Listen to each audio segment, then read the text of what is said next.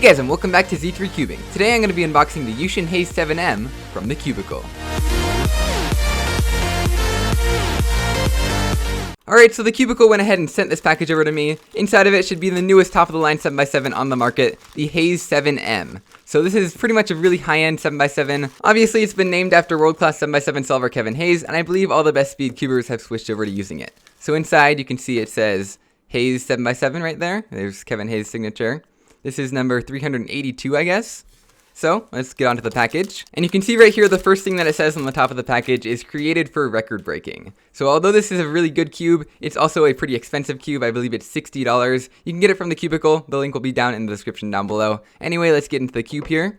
You can see it's stickerless. It also comes in black, of course. And then we have a little card here.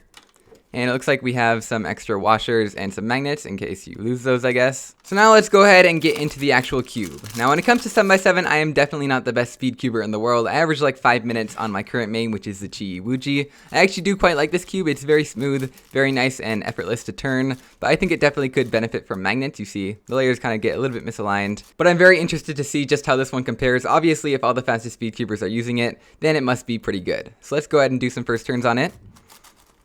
It feels definitely a lot different than the Chi one. It's a little bit more like, I don't know, you can feel the plastic rubbing together a little bit more. It's not quite as smooth. I kind of feel like it's just more sturdy, kind of more rigid. All the pieces are kind of moving around against each other in a predefined way. That's exactly how they're supposed to be. And that overall kind of makes it more controllable. I think that's partly because of the magnets. Everything kind of sticks together when you're not turning it. This whole middle block just kind of stays as one block. You can probably do M turns pretty easily on this cube.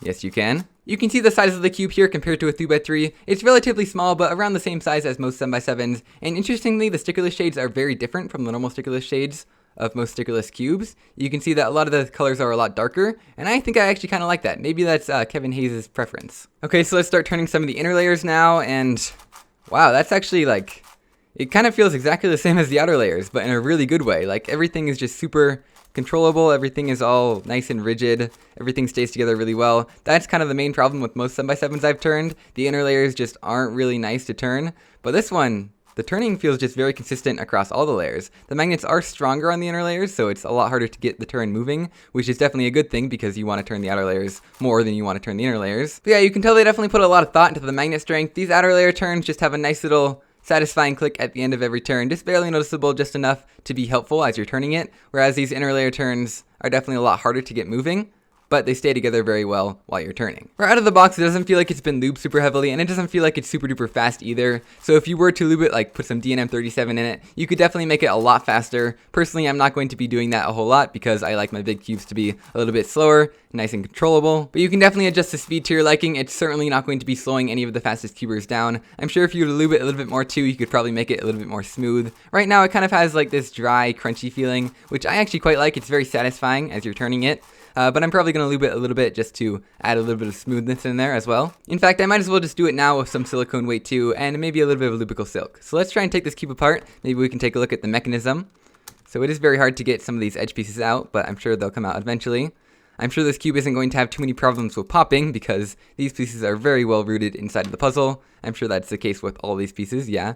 These have really big roots on the inside. One interesting thing you may have noticed about the mechanism of this cube is it looks like almost every single piece has like these ridges all over it. Even these little tiny inner pieces have ridges all over them, which is kind of more than I've ever seen in a big cube like this. And overall, I believe these are meant to reduce friction, kind of making it faster, and I believe it also contributes to kind of the crunchy, not quite smooth feel of the cube. Anyway, let's get back to lubrication. So I went ahead and lubricated this cube pretty much just on the outer layers. You could do the same with the inner layers too. I just don't want to completely scramble it just yet. And the turning quality of the cube has definitely increased. It definitely has this smoothness to it, which definitely wasn't there before, although it does kind of retain that satisfying crunchiness to the turning that I definitely do like. I totally understand now why people are saying this is the best 7x7 on the market. There's just no real major flaws with it. Most big cubes like 7x7s have a lot of major problems, things like popping and lockups, but this cube really doesn't have those from what I've seen so far. I'm honestly amazed at how far big cube technology has come. Honestly, solving the 3x3 stage of this cube just feels like you're solving a modern 3x3. I really do like the turning, and I definitely add myself to the list of people saying that this is the best 7x7 on the market. market. So that was my overview of the new magnetic Haze 7x7 produced by YuXin. It definitely is a little bit expensive at $60, but if you're a competitive 7x7 solver and you just have to have the best cube, this is definitely the one to go for. You can get it at the link in the video description at TheCubicle. Anyway, if you're not a professional 7x7 solver, then there are definitely cheaper options out there, but I hope you at least found this video interesting or entertaining, and I'll see you guys next time.